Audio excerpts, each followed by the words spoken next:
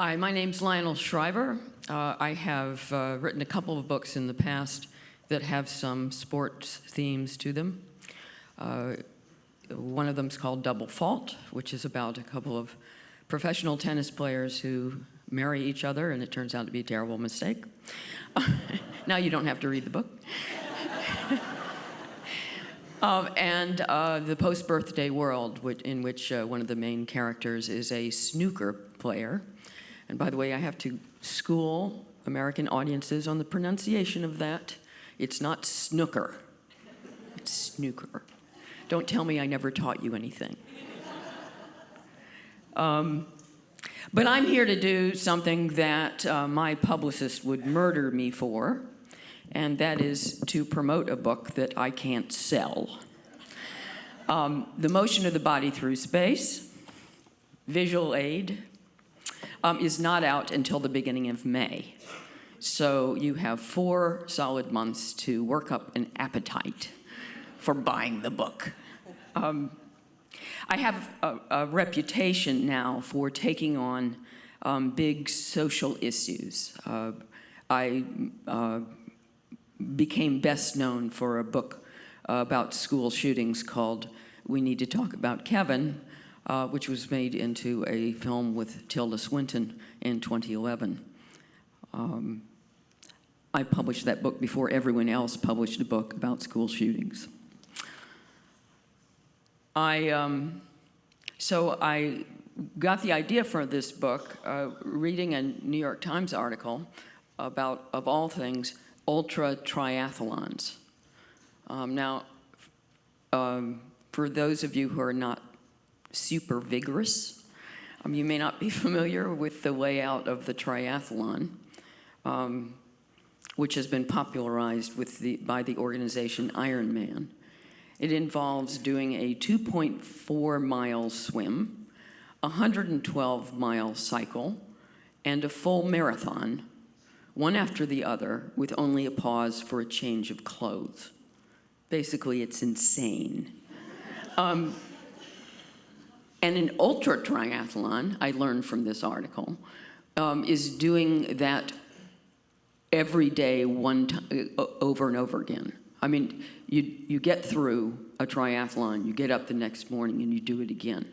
And you can do a triple, you can do a quadruple, that's 5 days in a row doing this insanity. Or I gather that as of the writing of that article, there has been one person who did it 30 days in a row. Yeah. Now, what drew me to this topic wasn't so much the article itself, but the comments, which went on for hundreds. I mean, it had only just gone up, and there were like 1,000 comments, and they were sharply divided. And some people thought this phenomenon of the ultra triathlon was marvelous, and other people were incredibly denunciatory and thought it was foolish and a big waste of energy, and all these people should be working in soup kitchens. I thought that was hilarious. So while I worried at first that this was a topic that was perhaps too small for a whole novel, I grew to appreciate, especially when I got into it, that it was a big topic. I had begun to notice that throughout the Western world, across especially the last 20 years, the issue of fitness has become paramount. This is now a subject about what people value, what they aim to achieve in their lives, and what they compete over. And increasingly, your fitness level is a measure of your success. I think you know what I mean in this town. That is, you spot a type. They're usually quite wealthy, and they have the kind of physique that you know their profession did not create. They're not construction workers. And they're covered in these mean little muscles and proportioned in a way that is a little off. You can only get that in a gym. And you'll notice at Hollywood awards ceremonies, the typical actor or even actress has a completely different look now. They're not just thin. They always were cadaverous. But now when they hold up the Oscars, they got all these little ripples going on. So it's fascinating. And I also started noticing when I would go, I live in London, and I go for walks along the Thames, and this is to demonstrate this is not just an American problem. I started noticing, because I'm a terrible snoop, and one of the things I like about going for walks is just prying on other people's conversations. And I started noticing that virtually everyone that I eavesdropped on was talking about their fitness regime. It was astonishing. It's like, oh, Judy, I can't decide whether to go for squats or because I'm having trouble with my backs or to use the weights machine, but there's always a long queue. It's just, and I started realizing this is becoming a huge source of emotion in the Western world. It's not just the way that what we compete with each other over, but it's also for many of us who don't reach the level of fitness that we would like or are not as faithful about going to the gym as we would like. It's also a source of a lot of guilt. In fact, one of the little aphorisms that my protagonist coins in this novel is, anyone who does less exercise than you is pathetic, and anyone who does more exercise than you is a nut.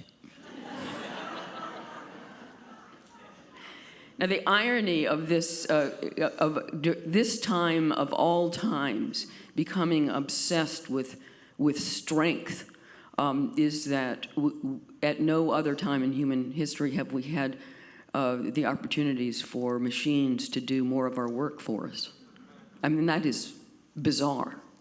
In fact, my protagonist also observes in this novel that now that with the advent of artificial intelligence, machines are becoming better people, so there's nothing left to do but for people to become better machines.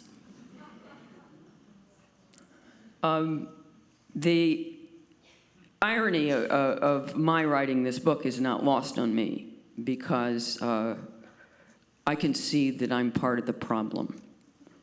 I have, if in a very private capacity, and certainly never in a participatory way. I'm not interested in group activities much, but have been quite faithful in terms of keeping a certain discipline about exercise. In fact, I had a very sobering encounter with a friend of mine at a cafe in New York who's also a fiction writer. And I had this epiphany. I said, I've suddenly realized that for most of my life I've been more disciplined about exercise than I have been about writing. And I looked at her face, and there was this look in her eyes, and I could tell the same epiphany happened to her. She's exactly the same way. Very attractive, very fit. And I thought, now that is pathetic. But in a way, that also makes me the perfect person to write this book, because it's among other things an act of self-criticism. It's also coming at a time in my life that I'm starting to reap not just the rewards, but the penalties of having been physically active. I won't share with you all of my medical details, but suffice it to say that certain aspects are falling apart. And what's interesting about that experience of getting older and going through a certain degree of wear is a kind of indignation, I would have to call it. That is, we are told repeatedly, how important it is to get our exercise and how that's going to prevent all these diseases. And, that's the secret to a long and healthy life. So how is it possible that one could be physically punished for being so terribly virtuous? And I think that this is something that a lot of people in my generation, I'm a boomer, a lot of people in my generation are going through, and I would not be surprised if there are some people in this audience who are having the same experience, which means, as far as I'm concerned, there is a good commercial audience for this book.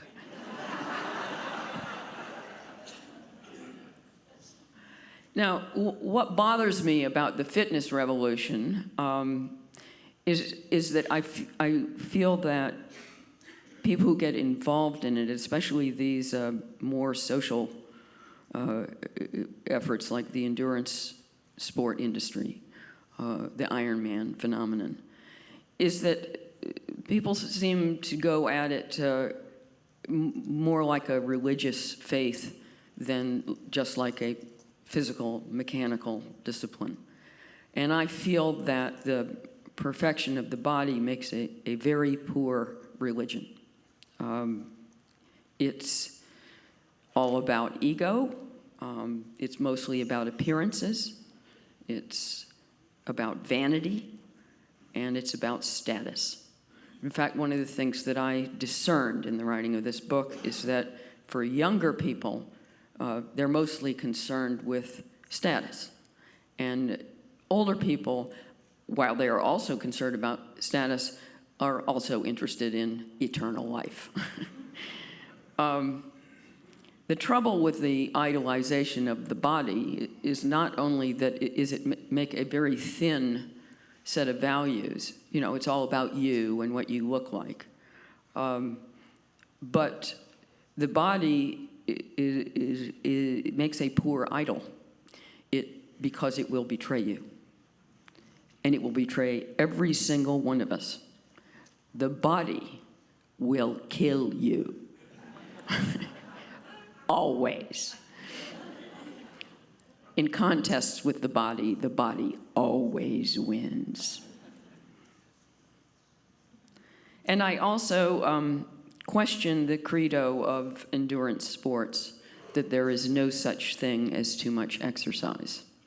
And I think that a lot of people who have involved themselves in more extreme exercise and the endurance sport business are starting to find that out. There are limits. And exercise does not only build you up, but it also wears you out. So doctors are now attesting to the fact that they have patients in their 20s and 30s who already need knee replacements, which I find really depressing. But that is a good segue into the concept of this novel, because it's not just an essay. It's about a couple. She's 60, he's 64. He's just lost his job rather ignominiously and is a bit footloose, rather young to retire. He has never so much as run to the post office, right? He's not into fitness at all. And she's always been, like me, big coincidence, privately concerned with fitness and very, very disciplined about it. So it's her territory. And suddenly, at the very beginning of the book, her husband, Remington, announces that he's decided to run a marathon, which she immediately points out is terribly trite. So I thought I would read you a section of this novel. It's a conversation between the couple rather early in the book. Now, I will give away that later in the novel, the husband finds that a marathon is insufficient and then moves on to deciding he wants to do a triathlon, and then everything really goes to hell in the marriage. The setup is that owing to her much vaunted discipline in exercise, Serenata, the woman, is wearing out, and her knees are completely shot, and she is soon going to need both of them replaced. So only a few months before this scene, she has had to stop doing distance running because it's too painful, and she's doing herself only damage. So Serenata is a little resentful already, feeling shut out of the kind of life she used to live. And suddenly she's got this husband who's got the fitness bug. Great timing.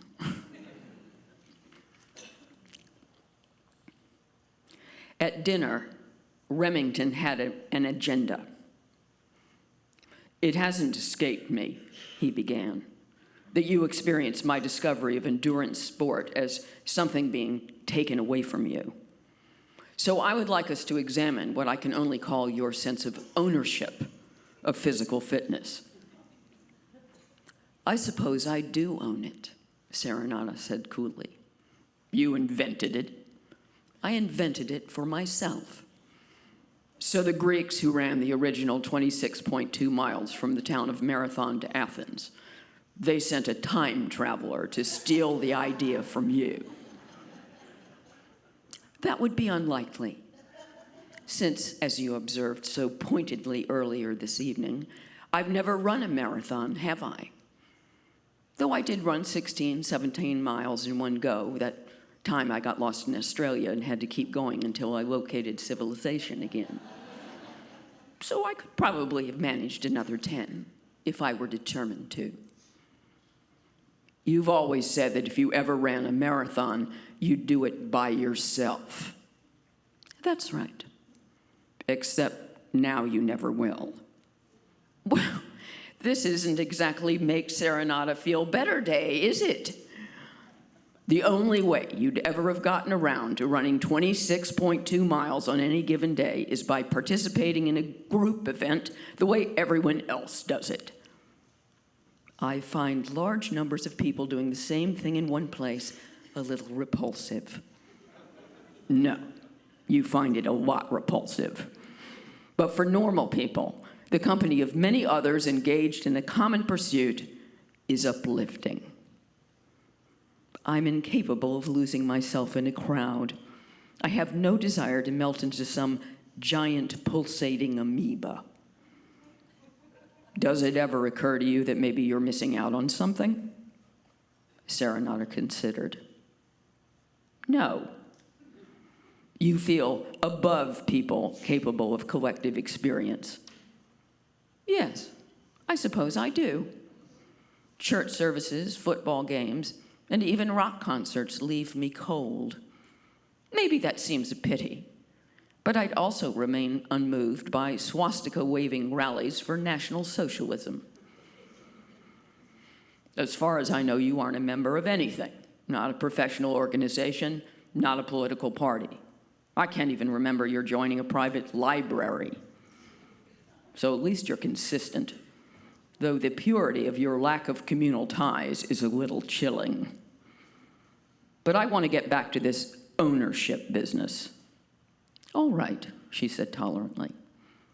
"Think about it. All the sports people play and have done for generations. You're so proud of doing push-ups, but long ago someone else coined the term.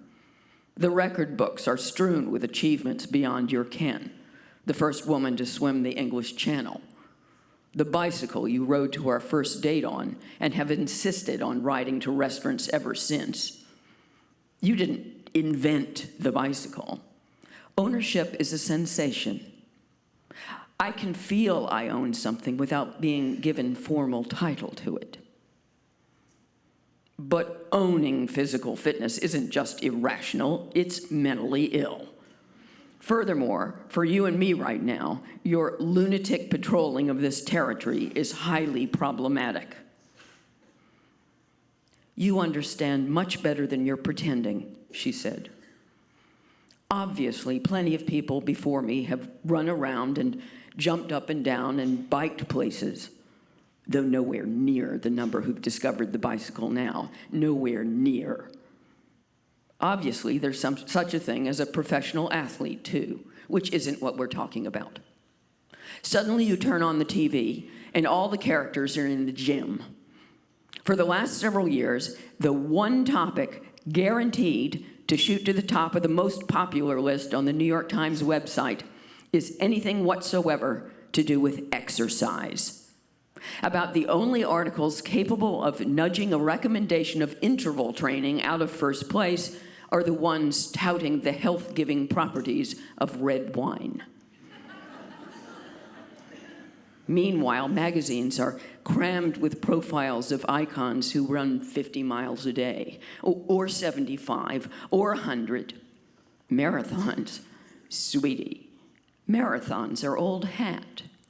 You're supposed to run a plain old marathon before breakfast. That's not very helpful.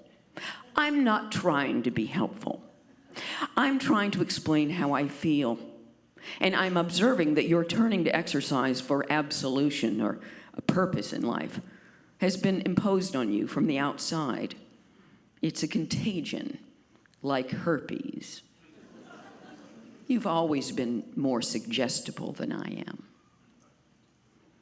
If, according to you, the whole country is suddenly consumed with fitness, how come Americans keep getting fatter? Because this tsunami of a social tide isn't a matter of results. It has to do with what people aspire to. Nobody cares anymore about getting to Italy before they die or reading Moby Dick. Goodness, I don't even think they all want to write a novel themselves anymore. It's all about seizing on some extreme athletic event, after which, presumably, they'll sit on the right hand of God the Father. I think the rising popularity of endurance sports bothers you because you're being beaten at your own game. A lot more ordinary amateurs are pushing their limits beyond what you ever have. Isn't that right? Do I feel like my comparatively minor league gyrations, as you put it, are being shown up? Yeah, I probably do. In which case, if I complete that marathon in April, a distance you've assumed for years that you could handle, and I tend to agree, though you've never tested yourself, so now we'll never know, then your own husband will show you up. Is that your intention? No, it isn't. And correcting that misimpression is one reason I wanted to have this conversation. So far, it's been closer to an interrogation. I also think you resent the fact that fitness has become more exalted at the same time that you're growing, somewhat prematurely at 60, increasingly infirm. Well, congratulations, Sherlock. I meant that sympathetically. It didn't sound sympathetic. But if you are trying to beat me at my own game, even if you claim you're not, triumphing over a cripple seems like cheating. To the contrary, if you had the cartilage for it, I might have proposed that we run the race this spring together. Liar, she said. You want credit for that cozy idea, but you can only suggest it because you know it's impossible. Who knows what's going to be possible after you finally bite the bullet and get knee replacements? Do you realize what they do? I forced myself to look it up. They actually saw off the ends of your bones. In videos on YouTube, the doctors and nurses all put on like welding masks to keep off all the blood spatter. One guy who refused general anesthesia described online how his whole body vibrated and he could hear the ear-splitting rasp of the blade as if he weren't in a hospital but on a construction site. They remove the patella and replace your kneecap with a piece of plastic. They'll throw my knees in the wastebasket and pound metal knobs into my tibias and thigh bones. Bam, bam, bam. The way you sink a wedge in a log to split firewood. Knee replacements have become much more commonplace. Just because you do something often doesn't preclude its being a big deal. These operations don't always go according to plan either, because no major surgery does. I could end up with chronic pain, chronic inflammation, or catastrophic infection. Remington sighed. I'm so sorry you may have to go through this. Yes. Yes, I know you are. She took his hand. But if it goes wrong, that operation could ruin my life. Isn't that an exaggeration? No, she said readily. I would have to become someone else. We'd both suffer a bereavement. So if Dr. Churchwell is right, you have 18 months at the outside of being assured the company of the woman you married. You'd still be the woman I married with stumps at the end of your thighs. Oh, how I wish that were true. Unfortunately, emotions like bitterness and acrimony spread like potato blight. Already when I read about those superheroes running ultramarathons all day long, I think, just you wait. You'll end up on a gurney in the shadow of a surgical saw in no time, you fucking idiots. The vision fills me with glee. You do have a spiteful side. Side? I don't think it's just a side. Behind closed doors, one of the joys of their marriage was mutual permission to be horrid. They rose to collect the dishes, whose remaining titbits had long before congealed. You know, this recent fetishizing of fitness has a particular texture to it, Serenata said. You described athleticism as having become exalted. That's an apt word. But I've never seen exercise as exalted. It's biological housework, like vacuuming the living room rug. These days, to wear yourself out is to attain a state of holiness. All these newbies seem to think that they're making the leap from man to God. This sanctimony, this self-importance, it started to contaminate the flavor of my own workouts, like that metallic taste in my mouth when I was pregnant. So I worry that, well, I don't want that anointed pseudo-Nazi narcissism to infect you too. You're afraid I'm going to become an asshole, Remington surmised. But my darling wife, and I say this as affectionately as one can, you're the asshole. Well, I'm not sure one can say that affectionately, darling husband. Regular, vigorous exercise helps to maintain a healthy weight. It can put type 2 diabetes into remission, reduces the likelihood of cancer, and may even help diseases like Parkinson's. It improves your sleep. It promotes longevity and mental acuity, and it's often more effective than medication for treating depression. So you're one of the readers driving all those articles to the #1 slot. Not to mention, he continued, that you might find a husband's better-toned body more attractive. But your reaction to your compatriots becoming more active is despair. You want to hog all the benefits of your lifelong habits to yourself. When you do something, it's a wise, considered discipline. And when everyone else does the same thing, it's a disgusting fad. So, You're the asshole. Serenata laughed. Fine, I'm the asshole. Except it doesn't matter how I feel. I can sit there stewing in silent rage that all these other cyclists are suddenly glomming around me at intersections. Not a single one of them will forego the healthful benefits of cycling and throw the contraption back in the cellar, all because they picked up strange, terrifying waves of hostility emanating from a crazed-looking older woman gripping her handlebars with white knuckles. Emotions, like opinions, are entertainment. If I celebrated this athletic revolution instead, would a single American, extra American, pick up a barbell? No, and I'm not the rah-rah type. So it amuses me to be resentful instead. But it does matter, Remington said with sudden seriousness, placing a dishwatery hand on her cheek. How you feel about me.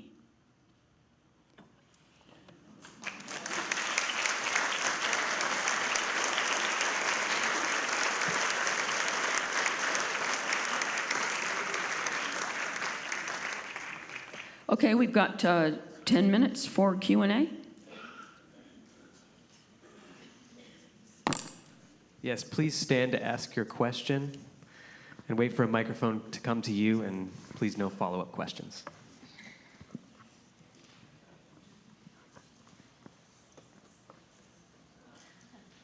And you got one? Hi. So, Lionel, it seems to me that,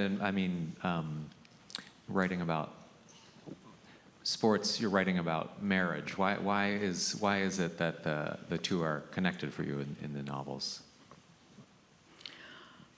Or why is it that sports gives you? I think I am interested in the slight competitive element that enters a lot of marriages. It can have a fruitful quality because you can urge each other on to do well, you challenge each other, but that can become poisonous. In Double Fault, it definitely becomes poisonous. And when it becomes poisonous is when the contest is no longer fair. And that's, across life, contests often become unfair. As I reflect on it, in both these novels, the way that the contest becomes lopsided is because of physical disability. The protagonist, the tennis player in Double Fault, has an injury that means that she is out of the game for a long time and her ranking plummets. And meanwhile, her husband is doing fantastically well. And I think one of the reasons that I like writing about sports in general is that it has that darkness. We all have little problems with competition, but usually there's an element of apples and oranges. But with sports, it's apples and apples. And therefore, if one of you is winning and the other losing, it's obvious. You can't evade it. You can't talk yourself out of it. And so I'm, as a person and also as a wife and also as a writer, I find it intriguing how people manage winning and losing. And in fact, that came up in Jeff Dyer's speech last night, that one of the major topics of sports is losing. And losing, to me, is a much more interesting subject than winning. It's harder to do.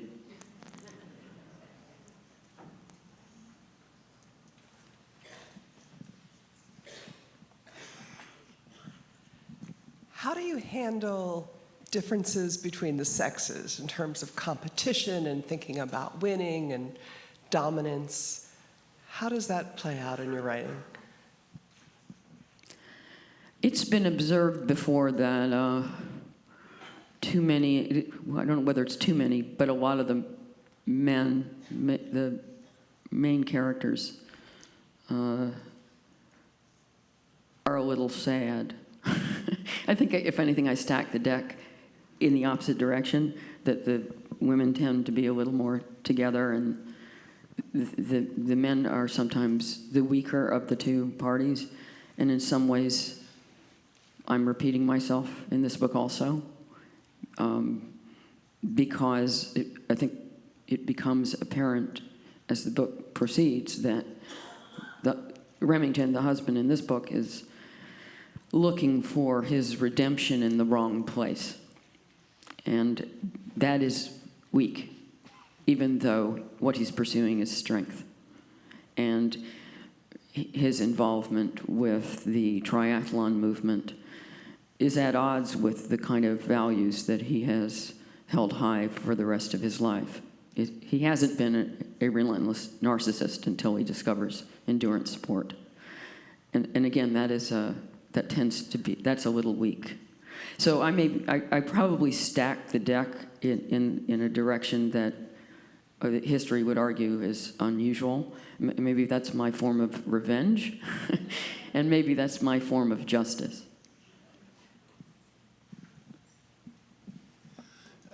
Early on, you talked about the stereotype of the muscled person walking down the street in Key West, and I just wondered if you had considered the individual is 65 pounds overweight, carrying a beer and smoking a cigarette, and the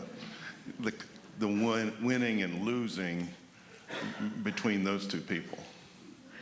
I mean, inevitably, because everyone doesn't look like this new paragon ideal, the consequence is to make people who don't go to the gym every day and, get in a big dither about the fact that they had an extra rice cracker.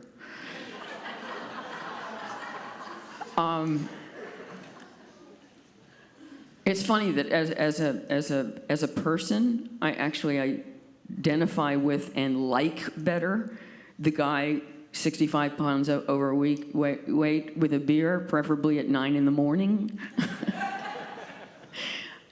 There's something kind of charming about that. I think that idolizing fitness, and often idolizing a form that most normal people are never going to be able to achieve, it makes it harder on people who are so clearly far from the mark. So I think that's another downside to this, what has become, as far as I can tell, a Western-wide obsession. And inevitably, the more demanding this beautiful person, more perfect, more toned, the more that picture becomes dominant. And you see it in all the magazines. Often it's computer generated, but it is everywhere. It just makes everyone else feel bad. It doesn't actually make them fitter. It doesn't make people look at those pictures and think, I should really go out for a walk this afternoon. They think, oh, fuck it. It just starts seeming unachievable, so why bother? It has the opposite effect that it's supposed to. I mean, in all these articles about, 7 minutes to a better body and all we're constantly being lectured on how to improve our so-called lifestyle. And I do think a lot of it backfires, because it's like, I'm not going to do that. It doesn't, once you settle into a middle age that, isn't tyrannized by this stuff, or much less in an even older age, it just stops seeming to apply to you. So, my general relation to fitness is don't do as I do as I say. I'm actually big on moderation. I'm big on that, half-hour walk in the afternoon, and I think that's probably enough for most people. Also, the folks on the balcony, there is a microphone at where the camera is, just in case anybody up there has a question. Hi, I'm just curious, you mentioned that you had the epiphany where you were you realized that you were spending more time exercising than you were writing. I'm just Not so curious- much more time, but I was more disciplined about it. So Disciplined, okay. I'd let a day go by without writing anything. Yeah. But I definitely would always exercise. And Yeah. that's a warped priority. Great. So what can you just have you fixed that, or was there a process that? No. I just thought since you had the epiphany that maybe I was going to try to learn from you. Never mind.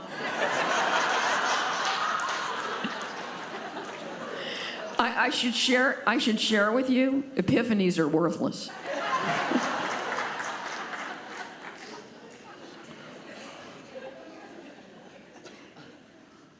We have time for one more.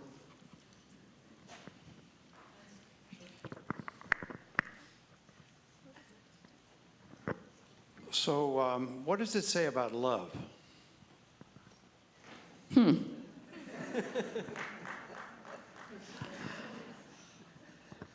Well, I mean, it's a big subject. I think one of the interesting things about a long marriage or whatever, what you experience is not only the company of the person, but the company of the body. And part of your adventure together is sharing your mortality and sharing, however sadly, the disintegration of the body. And when it's a sexual relationship, there's usually, there are different kinds of love. There's obviously the love of the company and the conversation and the thinking and the similar sense of humor. But there's also the love of the body. You usually fell in love with the body also. And to watch it little by little decay and change and eventually die, if you're so lucky to survive that person. It's one of the most challenging and painful experiences that life offers. And I don't think that a lot of fiction, and especially cinema and that, explores that element. And it means that you have to evolve a slightly different kind of love as you get older. It is more forgiving, and in the same way that you tend to fuse body and the soul of your beloved when you are younger, when you get older, the exercise is the reverse, and you start separating them off, and you start to perceive the self of your beloved as separate from the body. It's a kind of rescue mission, and I find that whole process very moving, and love becomes an exercise in purification, in a funny way, a purification of the self. And I think that maybe that's one reason that I'm so impatient with the exaltation of physical fitness, because I have reached the point in life where, though he's still a very attractive man, I am learning to love my husband in a way kind of beside his body, and he is doing the same for me. We are learning to forgive each other our own mortality, and that's really at odds with this movement that clearly thinks that the soul and the body are one, and that we are to judge each other by what we look like. And I find that obnoxious as a creed, and I don't like looking at other people that way, that what you see is what you get. I think that's a deep lie, and it undersells what it means to be a person.